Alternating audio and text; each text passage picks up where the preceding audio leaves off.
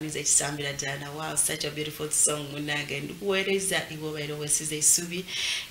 By the way, chidinga eriyo yera bila katondanga. Osa katonda yamuleka. No, don't do that. Uli munabandi ngalia onga. You're inside your house. You want to commit suicide.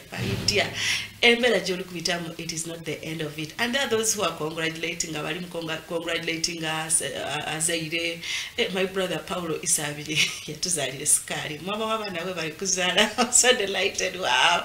Echika kijanga chikula Katonda bakubanje muzale mwale ayebona sobola nga tuli kuzalira government aye bozala ngolizalira Katonda idabalabira wozalira government yo nedabalabira nga bwesobola woba oli kubezalira nga omuntu era still provide the way you can so mubero tineyo nkwebaza ino kubanga otujoinize wano paka kusawa 5 nga tuli kuwereza tuli kushinza tuli kutendereza kubanga ekigambo ekya Katonda oli kulikiza mwoyo olwemba lwa Katonda okidinti eri abantu nga you can just sing and praise and some of your answers are answered and your healing is got immediately. Your deliverance just a mere singing. So many of that times I feel that things can no longer work out. I just put on my music, I put it very loud, the gospel. Now the whole thing, that is what I'm doing. The following day is the things I mean to be a time of manifesting. As some better today, Bobanga Munange, Chinobo Chidemanga, you can no longer pray. You can even call a friend Yaku interceding it out. You can do your own way. So what is Echigambo? Bobango lino busobozi watosobola kuuliza music watosobola move away from your home and look for a pastor, look for close friends who are productive abali kugema enjira joli kuja me now baba gota bati akalombolombo utikenina if we are not going with you in the same journey jendi kuja mu ya Katonda I will not follow you. You either follow me or you leave me or I leave you. I follow the right direction. Everything happens with a reason and a purpose. Thank you so much.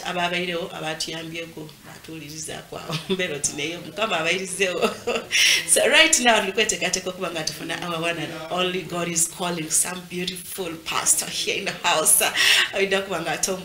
Yes, anything. Get a pen, get a pencil, get a book, for a SIM, for a laptop, anything God is going to minister. You can take it on because while we're Songa watching today, you are able to watch this show. So much. Today we have a beautiful lady called Nalugwa Marjorie. So beautiful, so blessed, so anointed. Everything. She's fully packaged. You just know the gloriness of God is fully packaged in her.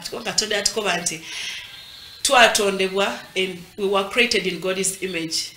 When you look at yourself, just know God looks like you. So you know for who you are, Father. Yes, the image of God. When you look at me, you see the image of God. Yeah. Yes. Thank you so much. You are most welcome, Baba TV. Baba TV. Abalabi baffe mwena Baba TV. Babuzaako mu linnya lya Mukama waffe Yesu. Mwebale kubeerako Mukama abawomukisa. Amina. Oyo no mukyala gwe tukyaziza olwaleero in our God is calling ali kujja kututotolera okuva ku ntolo paka bwatuuse wano conscious among basumba ba Baba TV abatuweereza ekigambo kunjo actually kunjo nasoseewo namala nakoba nti nze na munnange ide eno tusooke tukwetolole kutubone okwetebwako kwali kutya yes Nalugwa tulikwenda kubona otandise otya obuweereza from childhood ovirawa we want to know more about you. Amanya gange nze Nalugwa Marjorie. Yes. Mvira sibukunja. Omanyiyo buyukwe wansi eyo mama wange retired captain and Sebwato tushabe tata wange y'omugenzi John Sebwato. Kwetyo wenzalibwa mama yali maje ate mzee naye yali maje ati madengena ganti kyemanyiko omukubo waba maje amala nafuna yo oli maje ne babikwasaganya. Okay, that's good. Wow, kati okulide mu family ya maje. Kulide mu family maje extended family. Soko mbulire baba kuza batyanga bombi ba ateza no nkitegedde nambu somehow bukulu nti mama waffe yali musirikale. Yeah. They met with my father. Namtekeyo mu kyalo Yesibukunja. Yes. They met in prison, I'm told. Naye ne babere Yesibukunja. Can just imagine that love, ne babere kwesingana. esibukunja nabeereeyo nasirikireeyo taata ffe namugendako mu 2000 twali baana batono. Oh, sorry. Yes, nakula n'obuvunaanyizibwa bungi. Yes, mama wange yanzala nga alina emyaka 45. So omuntu tagwera mu ssuubi. Wali obuzibu awo kubanga bw'otunulira abantu abayingidde mu magye. Tujja kimanya gwoba wazaalira ku byaka emeka. So tubulire mu buto in your young child age. Ojjukira kati ongambye nti baali olwedde basirikale. Mwatambuza mutya okuweereza Katonda oba okwagala Katonda oba mwamanya mutya Katonda nga okyali muto? Because I know emirimu egyo gye bakola okuba nti bakuuma ensi yaabwe. You know, it's by the way, do you know that it's also a calling? Oh yes. It's also a calling. Most people banga Katonda yakuyita osavinge ensi yo through under him. Some people don't know that. So kinjagala okumanya baali basirikale babakuza batya when you're still young? Childhood yaffe twabala ntata afa akaseera katono nnyo kubanga afanga tuli baana bato. Naye mama waffe n'atubeererawo twabeeranga mu kyalo ebyobusirikale yabivaako n'adda mu kulima n'adda mu kulima. Yaresigninga lwa mirimu responsibilities yali nazo. Tatange yamulekera abaana 17 mu ssomero. 17. Kambuze nga bonna babe nga kuliko abambajja be. Mama wange alina nze ne sister wange omuto, she's called Debbie. Yes. Okay. Yalina abaana babiri n'abatata wange 17. Hey. So yali alina okulaba tusomye tutya. Tubaddewo tutya. Mama baba bali abala bali baleeta abaana tata mu bwe yafa ne baleeta abaana bonna ne balekera mbugu ne kubeera gwa mami. No, baaliwo ne taata waffe bwe yafa abakyala abalala ne batwala abaana baabwe bano ne basigalawo around. Abameka 17. Oh yes. Kati kitegeeza mulinganga mu abiri. Mwana. Jesus is Lord. Jesus is Lord. Wow. Oh, yes. Wow. Chika kiramba. Muzale mwale. Ntamule 39. But with those days, but nowadays. Wow, that is good. Mami abakuzizza ati amukuze batwalako mu church. What was her relationship with God? Despite the fact that abantu babera with a lot of responsibility, some of us always forget about God. For starters, mami wange yali mu Katoliki, katata ni Protestant. Okay. Naye yesterday I was reminded, the Holy Spirit reminded me, nti ne maka mwe nakulira walinga wessabo mu lujja. Walinga wessabo mu lujja. Ani mukama waalyo. Nali muto sikyabijjukira bulungi, but bali basamiranga seasonally. My singers could come around.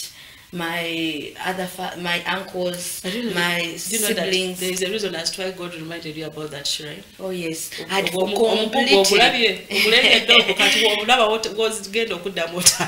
Thanks to my sister Irene, she's my cousin. We are local kanategera amazima mu 2013. Yes. Najja nali kumaka omuliro. Twebaza mukama abantu ne bamutiisa ajja gweddalu ajja kuba talina kye yaba. She's so blessed. Wow. She's a pastor to Watoto and thank God. Glory be to God. Glory be to God. Kati mami yali mukatoliki abatwala ka mu church ne mugenda ne musaba. So tata afe bwe yafa yatwala mu bakatoliki ne twabera nnyo mu boarding school. Nasomera Stella Maris Nsube mu bakatoliki ngenda ku St. Clair Education Center bakatoliki ngenda ku Our Lady of Africa. Kambuza center yazijja because those are expensive schools. Over by then design so expensive like now. Yali alima. Ngabichi byalima. Kasoli, lumonde, muwogo, katenga ndabi yatulekere ettaka lyali dene nnyo ekazi ziri soka n'olunana ebyaloga mukaaga. Nga obali alimisa tractors. Yali alimisa tractor. But before nga tanafuna amagezi ndoza ga tractor obanga tanafuna sente za tractor. My mom is a Muchiga. She comes from Kanungu. So she went and picked abachige Kanungu banji. What was your relationship with God? Yalinga tubalemu like kuva mu P1 paka senior 4. What was your relationship with God? Wakati awo tuli kubala obuto n'okula nodda mu kavubuka n'okula mu koko. How was your life? Naberanga nnyo mitu y'abakatoliki, Mama Maria, Yuda Tadewo omutuukirivu. Yes, so kati okuze oli Maria omutuukirivu okivudde mu ddi? Mu 2013. 2013. Okay. Wow. otegedde otya enjiri kigambo kitegedde otya nze okulokoka kwange kwalinga kakalango ku NBS akapasita Bugingo so ke nawuliranga ngagamba Katonda bw'akutuma abantu ayita ne banino so one time Bugingo tanafuna salt nga tanafuna salt yabeera ndozo oba yawalingayo kalango okay. So kenawulira so one time I wake up nengamba abakwano bangenda kulokoka leero mu hostel mbagamba ngenda kulokoka what's up so mutima ne kungamba ngende ku Bat Valley so nengenda ku Bat Valley nalina rosary nga mpanvu nyonyo nenga mukalango yali agamba ati nsaba n'abalokole n'abatali balokole so nalina rosary nga nene nnyo nga nyina baga yange ngebeeramu prayers z'abatuukirivu nga kwegamba buli kintu kyonna nali njagala nnyo Katonda ng'era mbeera ku gye lyabikira Maria ewa mukajanga yafa yabeeranga ku Jemba Plaza nembeeranga ebukalango wasavinganga ki mu church tewali kyamaanyi just nabeeranga waawo ne musaba ne mwegayirira omutonzi mweze sala z'okwegayirira nazibeerangamu biki nga tokyali muwala muto fast forward saa kunyumiriza nakula nga ndi sickly nayinanga sickle cells nayinanga sickle cells mama wange nga mutawanya nnyo amasomero njogedde amasomero mangi nasomera bango olw'obulwadde buli dakika mama wange tebuukye taaki akeesa takeesa so mami wange nga tubeera tatange bwe yafa mama wange yafuna breakthrough yesente vanira we yajira yafuna sente za vanira oba zaali meka sikyajjukira naye yakulako ettaka emusanafu we tubeera nazimbako ennyumba z'abapangisa nazimbako ewaabwe Kanungu mu kyalo n'atujja mu kyalo natandika okubeera e Kampala so twakulira 2001 nalina emyaka nga 8 yes netuvaayo netujja e Kampala netulala nkokwera ne mami waffe ne baganda ba mami waffe yes so kati mu mbeera ebyokulwala kulubagaggalo zingambera lubaga mu ddwaliro biki there's this omulokole gwenzikiriza oba yali malayika saddamu kumulaba so kati wali wegayiriranga because of the condition gye nabeerangamu wali ndowooza olaba tokyalina ssuubi nakulanga bampita Lunuma ngandi katono kabi kasiufu buli dakiika olaba n'ensingo yange wonotisinga eri bent some side because I used to be so sad ngambeera bent all the time so my neck somehow it bends on a certain side. Wow. And the way you're looking so beautiful and what should I say yummy kwa kati enjale numa majala beko roza kwa chochote kati you looking yummy. Wow.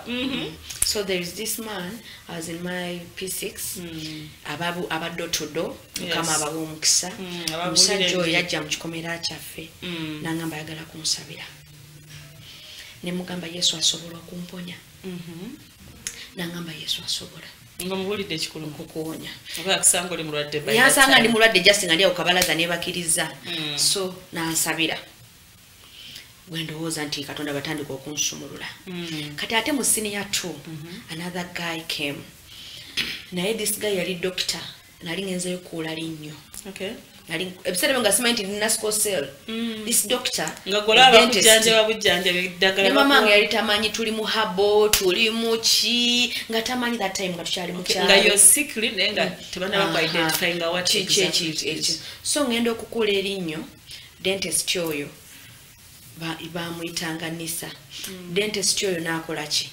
nandaba nangamba oli bulungi ne mugamba nti naye yali mulokole yalinga pastor so nangamba nti ndi mugamba mbeeranga mulwadde ze simanyi biki nankula erinnyo nangamba genda oyite maamawo kati nagamba mama wange omwana ono njagala tugende tumukebere bategeere kiki ekimuluma kubanga amaaso galinga amagayero ng'amagulu gabeera gannuma buli ssaawa nga ndi katini nga ndi musiiwuufu kwegamba ng'embeera yange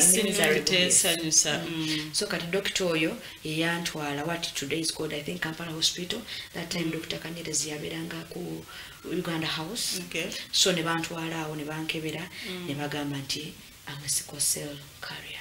Wow. Naye ndoza because zali tezifibuddwako emabega zalinga waggulu nnyo ngambeera kwegamba nga basista bange bonna nga wemba nkolako emirimu ewaka obakoza nedda bireke so some they had a picture nti oba ngenda kufa anytime soon so nga babeera bansaasira all the time nga kwegamba nembeeraawo nga buli muntu yenna abeera ku bunkenke naye kati nawe omulokole omulala najja nga ndi mu senior 2 senior 3 awo najja naŋŋamba Yesu asobola okuwonya. Wow. How did you feel? Nemugamba nti bwali mponya ngenda kulokoka era ngenda kumuweereza. Amen. Glory be to God. And this man teyansabira nnyo nti obagoba emizimu biki yakwata omukono gwange. Nangamba, Father, I thank you because she's healed. Wow. Faith. And from that time nokkiriza eyo nagenda kulaba tamu nga gimazeko sirwadde. Tamu nga kugamba nali mmeranga eddagala Lasix, folic acid, nga nywa syrups ez'omusaayi, mbeera ku treatment buli mwezi, biki kati kiseera ne kituuka nga tamu negwako nga sirwadde. So okunotisinga nti mponedde ddala natandise okugejja awazine Lubaga Girls nenyimusa omubiri omulundi gumu nagenda okuddayo nali mu senior 5 nagenda okuddayo nga ndi munene nnyo kati Lubaga Girls yali erisa nnyo abaana bulungi. So kati ne bakiteekako kubanga nti mu Lubaga Girls tulya bulungi nga tulya pooko tulya ennyama tulya ki abasista nga batulabirira bulungi bagamba nga mulya good things. My son said I need good things, I want to eat good things. So nembera mu Lubaga Girls nengejja nnyo sadda mabega naye ng'ebiseera ebyo era nali mu Katuliki nga njagala nnyo Maria ewaffe ne bwogende wali ebipande bya Maria kwegamba abantu bali so devoted era musaidi ya mami wange kanisa namba waka musaidi ya mami wange nze ko mulokole family yonna ologo ngambe oyo mwana kazini wange kusaidia tata wange waliyo ne ba pastor kusaidia tata wange waliyo ne ba pastor abalala abavaayo ba brother bange abalala nyina ne brother ngo mulala Ibra Luwenda they are pastors ne kusaidia mama wange nze nasobola okulokoka era mulokole teri balala bali balokose tebana bakulokoka naye bajja mbalaba bajja muri nyali ya Yesu. Amina. Yes, so kati obadde kyatubulira otegeredde Katonda kati ntuse ku university ebiseera byonna saalokoka ngenda ku Bat Valley mbadde netwala nalinya taxi yange paka ku Bat Valley. Ani yakubulira Bat Valley nti wali ekyo? Nawulira kalango ka Pastor Bujingo. I just landed on it one time. Ne nkawulira nga I inviting abantu ogenda mu lunch hour fellowships so nengenda ku Bat Valley. Kati ulentuka ku Bat Valley service nebeera usibitega juka fetu amanyira bino Maria bichi so nentuka abantu bazina abalekana abasanyo bawera Katonda obujulizi nawulira obulamu obupya. Yes nabawera Katonda obujulizi. There is life in serving Christ. Bawera Katonda obujulizi service negwa Pastor Bujingo natandika okusabira abantu one on one awo ku motoka ye people used to go with envelopes with pictures with what so nengendawo kati nandaba ne rosary nansomera Isaya 12. Isaya 12 etugambe eti yali egamba nti Katonda akyawa amadini ebyo bakola byonna amadini Katonda abikyawa era Katonda tayinza kugumiikiriza okuŋŋaana lw'amadini. Okay. So we yansomera scripture eyo awo wennyini nendokoka. Wadde eno gisomako? Yaginsomera ina Bayibuli ye mu motoka nadda nenzirayo naginsomera. Katonda akyawa amadini n'ebikolebwamu. Nagamba siyinza nakugumiikiriza kati ekyo kyasinga okunkwatako siyinza nakugumiikiriza kukuŋŋaana kw'amadini kye babawanika emikono gyabwe ne sitawulira ne basaba emisana n'ekiro ne sitabafaako kubanga nkyawa amadini. Nekuŋŋaana zaago. So yolunyiriro yansomera nemugamba nambuuza oyagala okulokoka nemugamba njagala okulokoka nenzija musapula immediately nansabira nsalaba gwali gukumenyera bwerere n'ogwetikkula gwonna n'oguteeka wali nengumuwa bwe yakusabira awo okulokoka. How did you feel? kwegamba kyali kintu kye nayayana kubanga nave wakangu already ensazo nti njagala kulokoka nava mu hostel abakondo bange mbagambe nti njagala kulokoka so there was that thing kwegamba nali nsaba nali nsaba nga njayana naye nga there's something that is not adding up yes nga nkyalina gap mu mutima gwange that needed to be filled. You're not satisfied by dot kobanti bulibo ba mukatonda you feel satisfied kyobona nti abasinga buntu yayanira bintu binyino you feel God, there is a way God makes your heart feel full yes than okuba nti olikusaba with this whatever as you keep on yearning olikwenda mukazi wafuna n'owundi onotakumala wafuna owundi ofuna omusaada nga mulokole banange tubirekere katonda night yes so olokoike nendokoka nenjagala nnyo Mukama nebaza yabasabira mwali bameka nali nzeka amatola bali mu line kati that time one on one na ekyo kyawandikibwa kyeyamba nengenda nalina mu obusente nengenda nengola Bayibuli nenzire mu salo nengamba abaana nti nalokose It was so funny. Ndaba that emyaka ejo jasanyu ku university kwekola buli kimu kyo yagala naye it was so funny abana kwano bange olakala bandi weird tutubidde ko your life at university before kulokoka life yange sakirabinga wadde sali mulokole sakirabinga sakola ki wadde sali mulokole sanywa mwenge abana tebafuniranga no naine eddalu lyange ddala naine eddalu lyange ddala kugenda outing kuchakala naye okuchakala okwo kwabeeranga with people naye nga kikosi tugende tunyumiremu ko katono tugende tatate kyali ako like you're dating someone so every Saturday you go out bichibwe bicho so sagenda mu club ne kankubule lwaki sagenda mu club na ndi mu senior 3 erubiri SS walinga yo Palm Awards simanyi bazikyaliyo but I remember Palm Awards Palm Awards Irene Namubiru ziyafukira ko but the boss kati sikyaliyo so Irene Namubiru ziyafukira ko the best female singer of the year or something like that so twatoloka kusomera nalinga rubiri SS tutoloka kusomera ne tugenda mu Palm Awards ezo kati mu Palm Awards ezo they were noticed twatolose kusomero erubiri so twakomawo nga amanya gaffe bagawo timbye expelled from school so nenkola endagaano ne Mukama siriddamu no batugoba ne tuddayo ewaka kati mama wange yali so bitter my siblings were so disappointed buli muntu ina my friends kwegamba twaberanga awakanga it's an extended family twaberanga extended family so kati bakazi nzibanga tebagana associating nange what punishments mama talina punishments they yakuwa they just disassociated with you what else is silent treatment that I don't want to ever see nobody was talking to me ate ye kyasinze abazera abasinga bondi you should borrow that leaf munange ebisinga obungi buli kigwawo kirekera katonda he always gives you the best solution out of it tova katwire Wow, such a beautiful morning. Munange tukaja myself with our one and only God is calling. So interesting. So delighted to have you, Munange. Thank you. So Munange. Thank you so much. Wow, so mami akusonyiye tutandikiddewa. Mami wange niba anti bali bamukansolinga because yakabanga bukabi bambi ndoza ngalaba disappointed gwenge jo migo je jikukuba ngo ulira mulega singa akubyemu obusungu ne bugwa she cannot even beat you up yes so akuziza ekusomero ki kati yangamba londa jo ulira nti ojja kubeerayo nga totolokayo so nenonda Our Lady of Africa Namiryango. Okay. Nangamba kwata sente za transport nampamu n'emirala 10 eginabagenetagisiza genda wesabira ekyo. Ati kati olawulira okuswala gateze ngende yono omulalu simayo abyakiriza wow. Otuze kusomera bakuwa ekifo. Yeah, kama yanyamba nebampa interview English and history and I passed.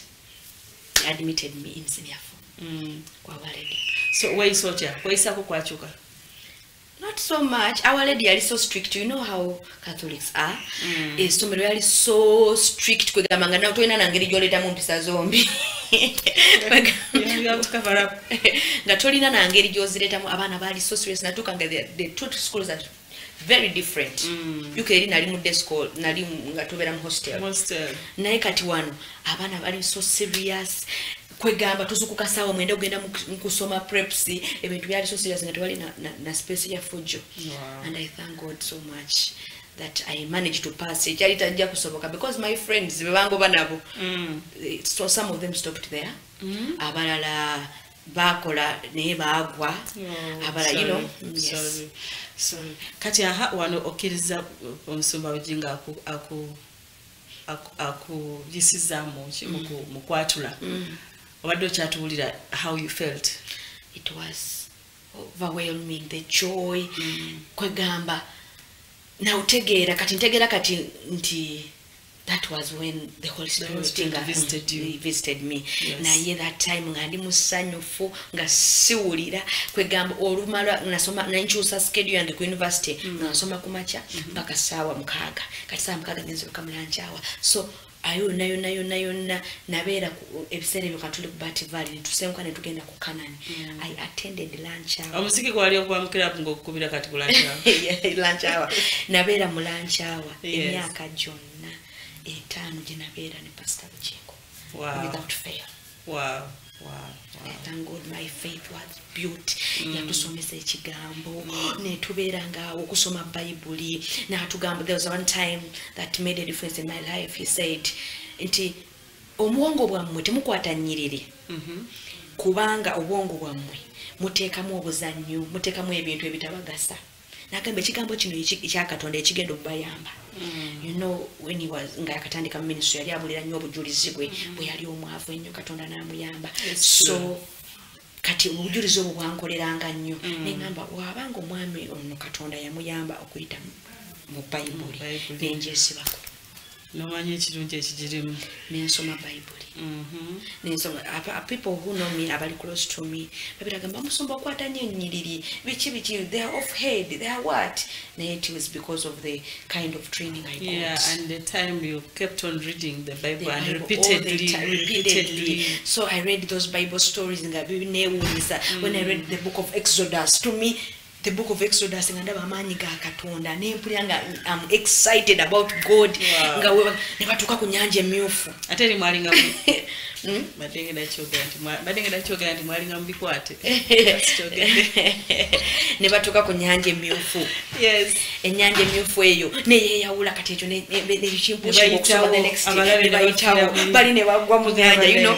Katonda w'amaanyi. I enjoyed the book of Exodus kubanga kye nasookerako ekitabo kye yandi recommendingira kutandikirako. Okay. Ndozanga yagala otandike osome Bible gimale. So wabujinga ovudeyo when no dawa nava ku ewa Pastor Buchingo nenzira ku Eden Miracle Center. Eden. Yes. Okay.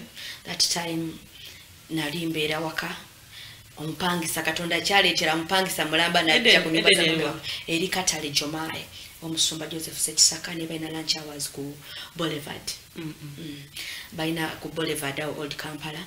So nengenda ndibonavira Pastor Buchingo nengenda ku Eden because walumpangisa yaberanga ku nyumba zaffe za mami wange kati ngabera alekane kironga asaba kati ngamukulekana okusaba mami wange nagamba wano wafunyeyo munno mugendenga mweko. So nemberanga nsabanga ne Amon kati yagenda Dubai nangamba nti yasabira ku Eden Miracle Center. So nantwala mu lunch hours abwe ku Boulevard. What did you do as like serving in ministry? That time nga nagendanga mu lunch hours sina kyenkola mbeerawo.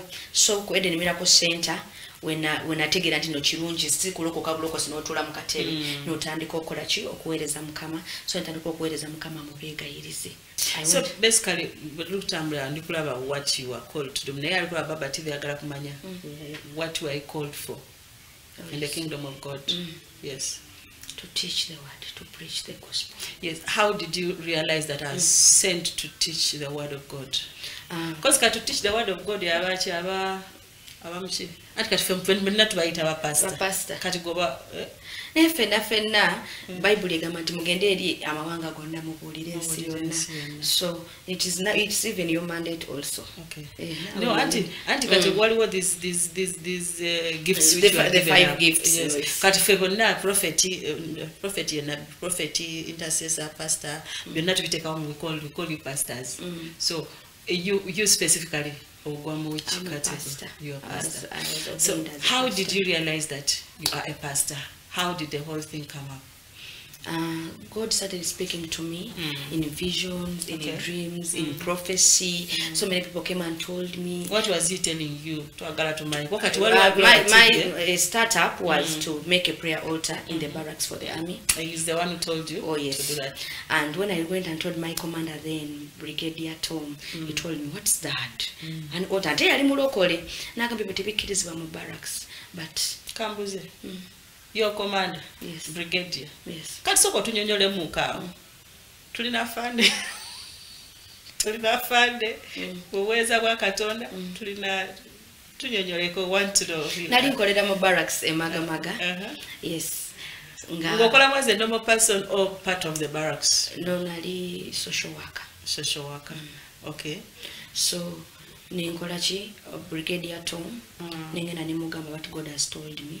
But knows that you're doing a mammy, daddy, nobody now in the Katimundu. Ned and Nicola as a defense worker. Yes, okay. So Brigadier Tom Yasoka Nagana with the Chikirisi. So Ningamba Mukama. Yes. So what Katunda we are Kugambo Chiveko? What was Nachivako? Chatola Bangachi. Like the bankubira simu escort yo yankubira simu sawa 10 mwezi okumacha tafanda kuita mu office ye sawa 2. After how long? The next day. Wow. I don't know what God told him. Bango inatoka mu office ye yangamba anywhere you want to put whatever you want to put in this. Just say it and it will be. Even if it's my office. Wow. Kwegamba I don't know what God spoke to him about. So echoto nechikolera and netulaba Katonda nga akola ebinene. Amina. Katonda natandikira maga mu barracks. Covid bwe yajja n'enfulumya obuweereza ne tudda wabweru. Yes. Kati Katonda wazenga nzimba mpola. He has added unto me disciples. He has added unto me with different men and women of God. And after that God told me to receive Pastor Peter Maganda, Prime Worship Center. Na mu meeting am lugendo lwokuweereza Mukama. Omusangaza otya? Pastor, there is a pastor yamu connecting kwa Eden Miracle Center. Young man, I go just I was invited to teach at his church. So here in Mafubira. So when I reached there, God spoke to me to receive him as my spiritual father. Wow. Yes. Wow. Papa Peter Maganda and Rose Maganda, I love you so much. Omusumba akutadde. How did you connect to Iganga? Iganga, truly under mentorship, Apostle Moses Mukisa as a ministry at Prime Worship Center.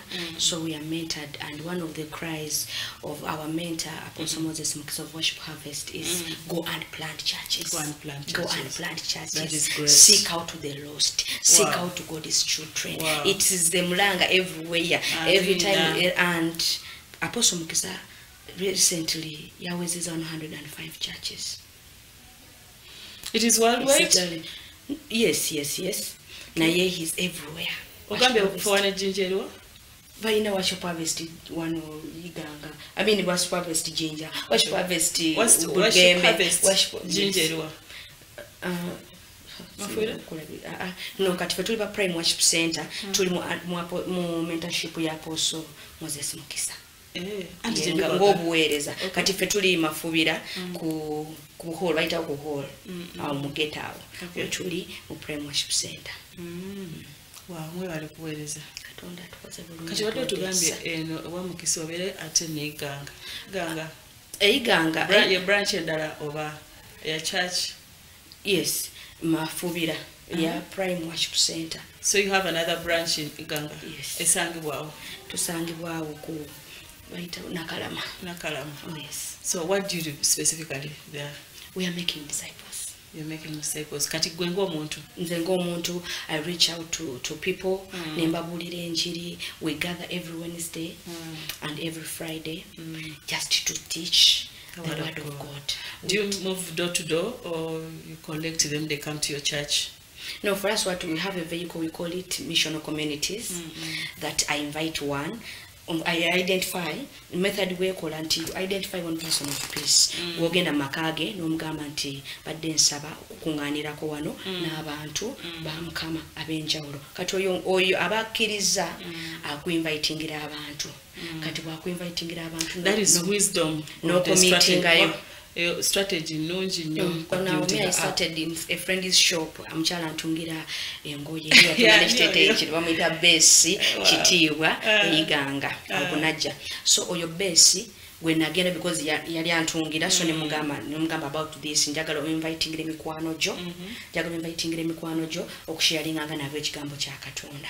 So she invited more 5 people.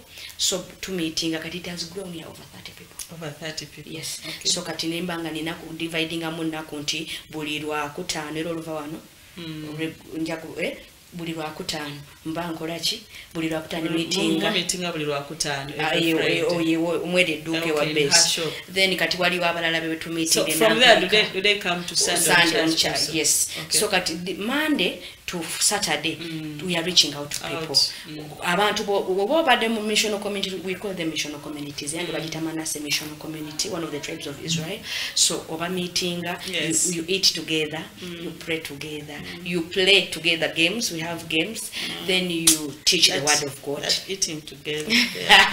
Then after on Sunday you invite them for garage, Sunday garage. We call it garage. Why? People come to anti kati emotoka ebekola ogikola mu service buli lunaku kati ku Sunday garage kukweyubula there is prayer, worship, praise, the word kwegamba Sunday yekigwera yentiko ya. What's your schedule on Sunday? My schedule on Sunday with church church yafe tubeerawo ne service 2 tutandika sawa 2 mpaka sawa 4 morning service ebeera ya Luganda. Okay. Then after okuva ku sawa 4 mpaka ku sawa 7 ebeera ya Luganda Luzungu. Oh. Kati gwe obeera mu ya Luganda Luzungu ya Luzungu. Zensaba zonna naye nga ntera kuweereza mu morning service. Morning service. Oh, that is good. That is good. So Musumba science okulaba. Mwebali kuweereza Katonda. Sacha mukama kituwaniride. Challenges size mufunye mu buweerezo. Mu buweereza obanganza omuntu ng'obuweereza. Anti nze ng'omuntu oyo kusomozebwa kwensoose okufuna abantu batakutegeera. Especially family, friends. Kwegamba obuweereza buno bulina commitment gy'olina okubuwa. If you want to get there. Okwekuumira mu mwoyo. Okunoonya Mukama. So kati wekanga ng'ebintu ebimu bikuvuddeko just like that. Especially family. Kwegamba they want you this way but you're committed somewhere. They want you somewhere. You have to be somewhere teaching your disciples. Kwegamba nobeeranga kati challenge ensoose okufuna abantu tebakutegeera coming from the background of religion. Kati abantu bakulaba ku street ng'obuulira nje because I preach on the street every Thursday. Eyiganga ku roundabout mbeera buli Thursday ku makya. So kati we babiraba ne balyoka bakubira amasimu bannange wagende Busoga n'oyonooneka bagamba Basoga tuli balogo oli ku street kati. Yes, but I'm quick to remember that scripture that when the Bible says Jesus yagamba nti oba tosobola kuleka banganda oba ab'emikwano ekyalo kwe bakulira kuba erinnya lyange togwanidde kubeera muyigiriza. Nga waliwo n'abagambye omutandikwa nti Yesu yalekawo famire n'atuuka ne bamubuuza nti maama wo ne baganda abo baali ku ne bagamba be baani abo lwaki kubanga yali akulembeza ekigambo kya kitaawe.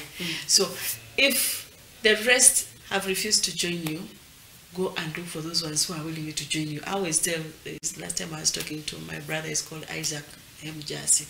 Nemugamba, me right now, if you see me silent, just let me be. I'm busy with those who are longing for what I have in me. Gwenze bwembande nachendi nanga ndaba kyamaanyi nga tokyagala. Lekoli awulira nti andinamu omugaso akiganyirwe. Sigwa ate kuntataganya onzije ku mulamwa mbere nga ate nfiirwe eno because we have to bring souls. So bwaba okulembera katonda nga mugenda waba takulembera kati nga Yesu family bwe yali nagamba no I should bwaba njagala basingana gye basingana bano bendi nabo be baganda bange lwaki because birds of the same feathers flock together otambula n'aba balikola ki abalitambula niwe ate nga muligamaganya mu bintu ebisinga obungi so twatuligamaganya oli musamize why do you want me again to come to you you're calling me we come and have meetings which kind of meeting ejjo tujokuba nayo the time I'm having a meeting with the omusamize I would have gone on the street na abuli abantu bangabo ni waba mulala in the kingdom of God those are muntu mulala like your big party it's a very big one by the way the whole world the whole heaven will celebrate because of one so all you are taking over your time yet you are wasting time for someone else who would have changed to God so that is good how do you feel when you go street preaching one time do you feel that kind of vibe like you know yeah the first time of course it was scary fearing judgment but I'm afraid of mine it's a group I'll show pictures it engeri gy'otandika okuwulira omuntu nga ali kutambula agenda tonnakimala ekinga munatambula n'agenda n'omulala najja munange katonda atuwadde ekisa even if we show you our videos people stand around they stick they listen tubeera smart ne tuzina ne tunyumirwa you know you should nga okutya kugenda the spirit of fear were not given wasn't given abantu bali kulokoka you know abalu bakono bafa boda they follow us bakumana ne twagala kulokoka tubeba tubalagirira gye tubeera twebaza katonda it has come to pass Isaiah 61 has come to pass in my life katonda agamba that one shall become 1,000 that's that one shall do that one shall become a strong nation yes one shall become 1,000 ndabi katonda nga nyongera kwa disciples I came to Busoga I don't have a relative I don't have anybody this side from Ginger and but God has added unto me people amen and I'm among them yes so and I thank God so much yes so mgenze muweleza right now nine njagala ompeyo ke kigambo mulimu omuntu aliyo ngembere muyitiddeko sinti teri atagirina ne relating in form of relationships omukyala n'omwami kuba kati right now kyemanyi sitani ali kumanyisa nnyo amaka tuweyoke ekigambo ali kulaba Bubba TV naye afiikirekawo njagala okuzaamu amaanyi wakyemmanyi abaana kati bagenze mu masomero kati bazadde be baliwa yes Bible yagamba there is no counsel or understanding against the Lord yes ayogera mu Isaaya 14:24 tekatonda kyeyateesa era kyeyalowooza wekirinywera bwe kityo yeerayirira n'agamba nti alimenyaamenya omwasuuli mu nsi eyo kati togwamu maanyi oba mbeera ki katonda mwesigwa kiri nti kyeyali mu kuteesa kwe katonda ajja kukirwanirira eyasuubiza mwesigwa okukola katonda tumulabye nga atuyamba walinze katonda nyambye katonda nzije mu nfuufu amina there was a time I want to give you this testimony there was a time God told me to stay in Iganga yampa that Abraham verse gye yamuwa eya Genesis 12 nangamba va mu kikakyo eri abantu ogende gye ndikulaga eyo ngenda kukola bulungi kati bwangamba ekigambo ekyo nentuula ne mugamba Mukama Ibrahimu yavaayo Ibrahimu yavaayo ne mukyala we yavaayo n'ebiraalo yavaayo n'obugagga bungi ng'alina waatandikira naye nze kati ongamba nva ewaffe nze gye Busoga ngenda kutandikirawo nampa 2 Samuel 7:10 when God was telling Daud that I the Lord shall build you a house amen and someone nalindi awo sometime kumacha Monday morning muntu nasiga mu nyumba Iganga mani yotongere na from musabire kisata wow womusomere number there was a disciple of mine katonda yankozesa mu bulamu bwe najja gye ndi ne tusaba naye katonda namukolera era katonda namukozesa nasiga mu nyumba ewedde kati from that time it was a confirmation for me katonda bwe yangamba nti nve waffe ngende gyenda kuba namugamba God said to me I need a sign I want to serve you era that house was a sign to me tolina kyongamba akonzi gyeyiganga tolina kyongamba maninga Katonda mwene omuteesa yakuwa akabonero yakuba ati wano akakwatikako akagemebwako yampa akabonero kuba oti yampa akabonero Katonda yampa akabonero akagemebwako Katonda yampa akabonero akagemebwako nawo ndakugamba ndabulira enjiri mu lusoga God has called me so kati church yaffe eganga yaganibwawo Nakalama yes wavira mbuvira Nakalama waviramu olaba ku kipande kya Nakalama primary school otambula lisomero balita ku Nakalama primary school bayita ku Yero so kati mabega ku Yero kanisa eri mu nyumba tuwe Bible verse jowulira nti kusanyusa sawa zino kwa maifa abalokole sinti buli sawa obera neyo yennyini ne Katonda reveals you according to how you have prepared yourself. Isaiah 14 okutandikira kwa 24 agamba atya nti Katonda alayidde nti nga bwe yateesa nga bwe yalowooza bwe kirituukirira bwe kityo. That scripture enkoze bulungi ndabye kuteesa kwa Mukama nga kutuukirira mu bulamu bwange. Okay. Wow. Glory be to God, glory be to God. Yes. Kati ebigambo ebisembayo bali kulaba Baba TV tuberenga ate tumirako tusiibule. Omulabi wa Baba TV ebigambo byange ebisembayo gy'oli nkusaba okkirize Mukama waffe Yesu tokakanyaza mutima gwo obulamu butandikira mu Kristo buli kyonoonya buli kyoyaayaanira Yesu ye kkubo Yesu ye mazima Yesu ye bulamu bwe twamukkiriza Yesu twalinga abasaaga naye ndabye Katonda kyakoze mu bulamu bwaffe kati nkusaba gwali eyo nga tonalokoka nga tonakkiriza Yesu woba obuusabuusa Mukama labira ku nze Katonda abadde mwesigwa Katonda akoze ebikulu Katonda akoze ebyamaanyi Katonda neewuunyisizza Katonda ngaseeka abantu benali sisuubira nakusisinkana mu bulamu bwange Katonda abansisinkanyiza ate ne babeera omukisa mu bulamu bwange kati nkusabira obuuli ngoyagala kulokoka ddamu ebigambo bino gamba nti ayi Yesu kwata mu kifo kyo tutwala mu kikufuba kiwaffe twagala owuninge nti nonkusembeza mu mutima gwange katukwata mu kifuba kyogamba nti ayi Yesu olwaleero nkuwa obulamu bwange nzikiriza n'omutima gwange okuweebwa obutuukirivu sangula amanya gange mu kitabo ekyokufa era gawandiike mu kitabo ekyobulamu oliboza okunona ekkanisa sange bwe nga nsaanira ontwale mu ggulu kiwedde olokose that simple maze okulokoka noonya ekkanisa y'abalokole ekuli okumpi bwekibanga tekikuyisa bubi osobola okujja ku Prime Worship Center wane Jinja tuli wali eri mu ghetto emafubira oba jangu otunoonyeeko Prime Worship Center Nakalama emabega wasomero libayita Yero Katonda waali okukola bulungi mu Kristo Yesu omwana wa Katonda omulamu kati nno basiibule waleseeyo tetwayogedde ku kyamwami tetwayogedde ku kyabaana naye era tugenda kuleeta omulundi omulala. Hallelujah. Katonda mpadde omukisa nina abaana b'obuwala 3. Amina. Era mbatumirako bebi wange omulungi Abigail, Annabelle and Angelina.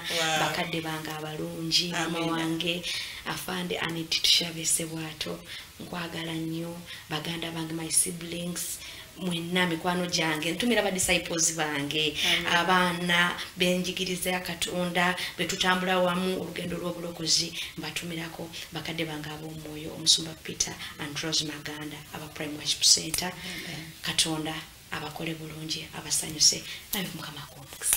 Ngutwala mu linnya lya Yesu Kristo Munazaleti. I take all the blessings one per day because one way mbadde n'amafuta bwe tagenda apinga gonna togamanyi onatuke olabe nga waliwo amafuta gagezi niga gasigadde wano wange mu studio Baba TV. Yes, libasanyufu nnyo. Next time tujja kukomya because we still have a lot to discuss, a lot to give out to the world. Webale nnyo bali ddala Mukama akuwa omukisa.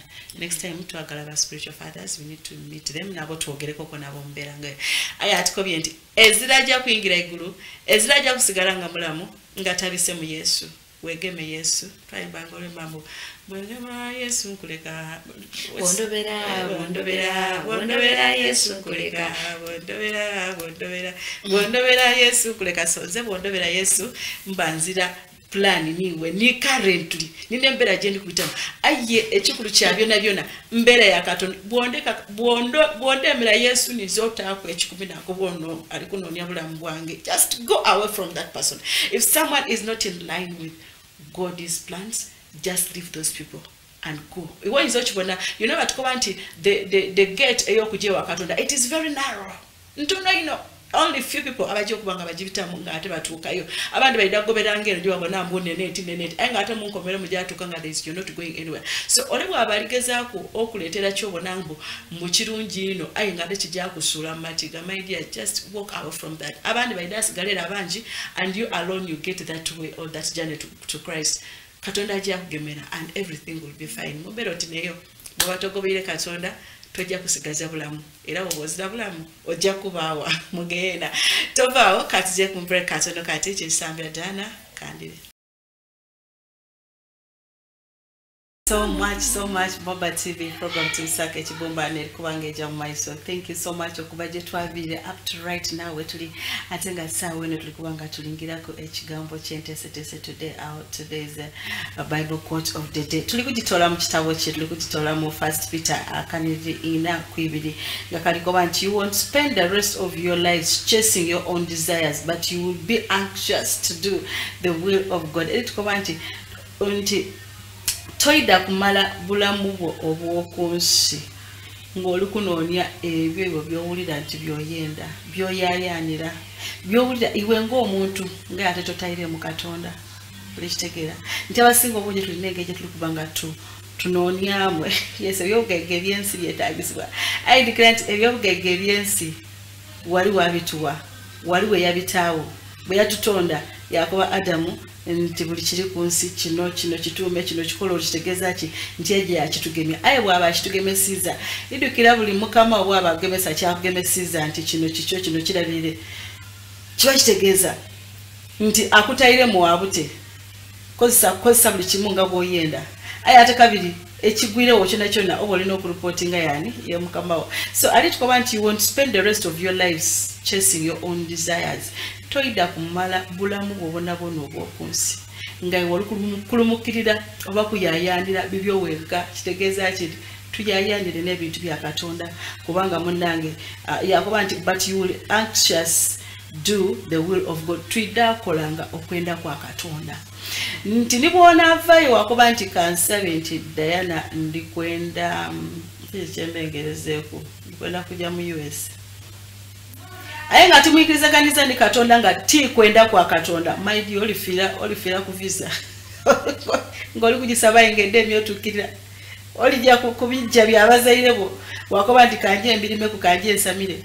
Aye buliwo kulibanga ti kwenda kwa Katonda eza kijja atukirira kitegeeza ki nti ekibi ekiba kikutuuseeku Olwisi Katonda abakirese kikole kibe olwaki nti nategeke olugendo lwo okuva wano okutuuka e Kampala tulwalo Georgia studio okugenda okuva wano okutuuka e Kampala wabanga wale wajja baawo obuzibu mu mabiraawo eziranga egyosobola kubukyusa kubanga sitaani abutaawo aye ate Katonda yakireka kyabaawo lwaki kubanga ali kunoonya kumugulumiza eryo olwemba olukoba nti what the enemy has planned for evil God has turned it around. Sitani kyakuteekera ekibi ate Katonda ekyo ye kyakola ki kyamala yafuula ekirungi kitegeeza ki ndi olugendo olw'ekyo ekibayirewo Katonda bakireseewo ng'alina ensonga era ekibaawo mu bulungi ekibaawo kina kyona oba kirungi oba kibi kiba kiriwo olw'okwenda lwa Katonda because of olwa God's will okwenda kwa Katonda. Katonda bw'abanga n'asazewo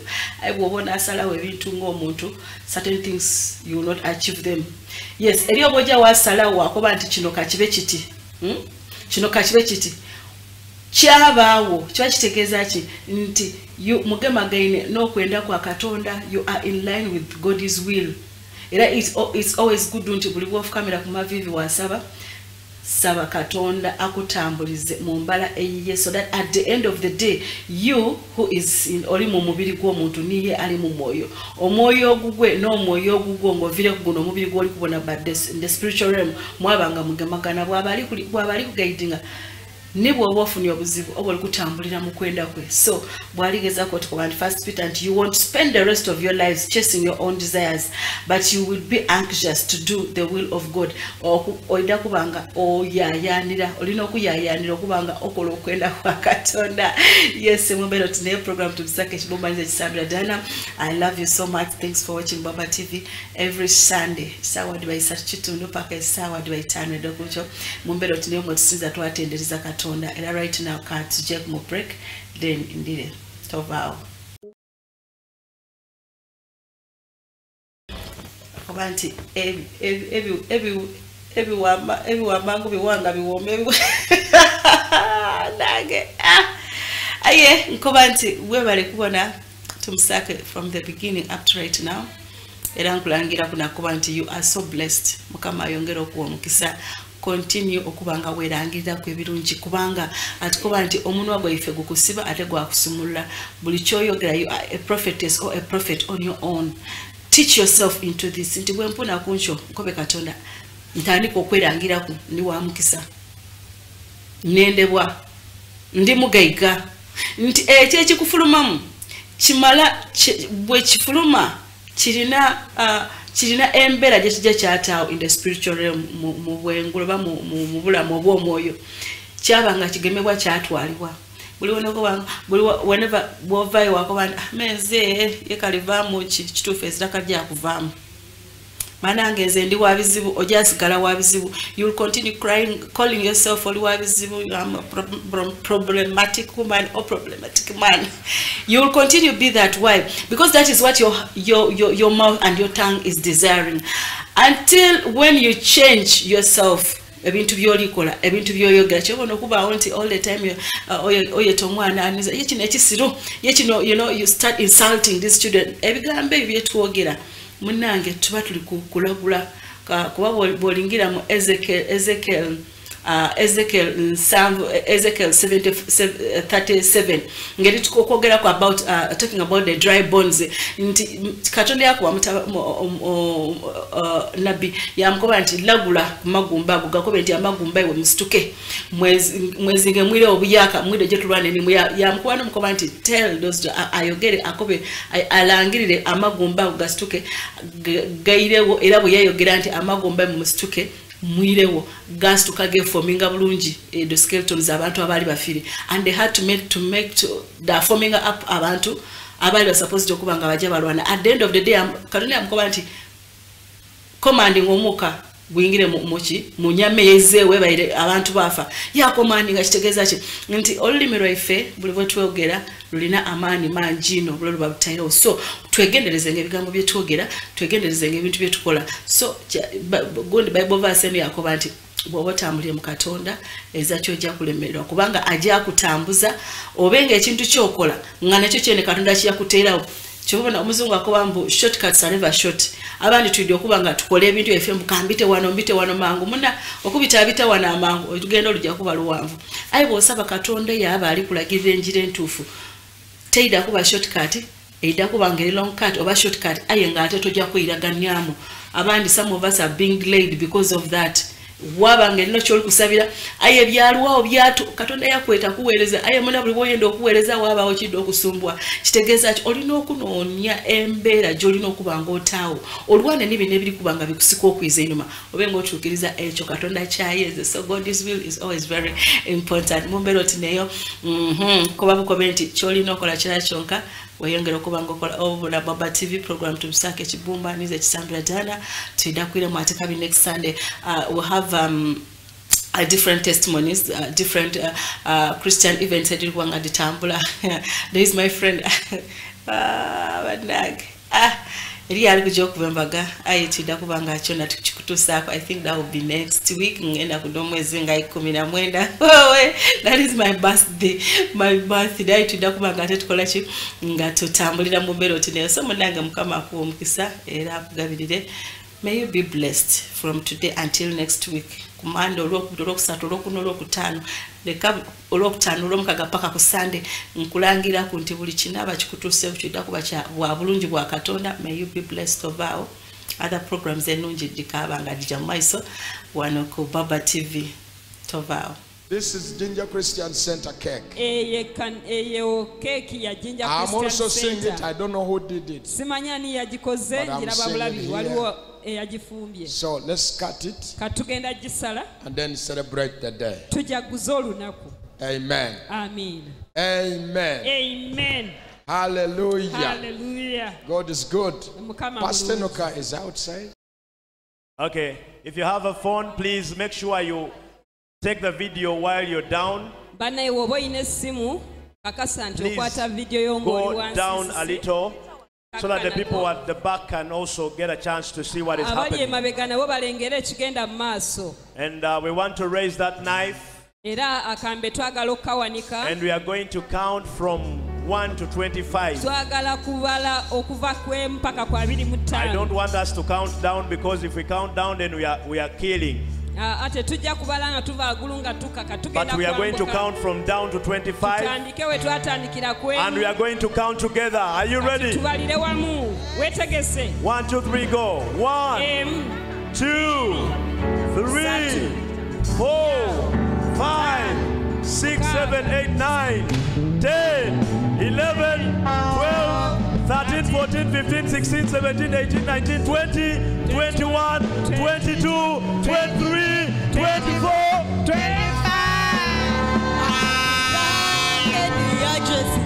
Happy birthday to you. Happy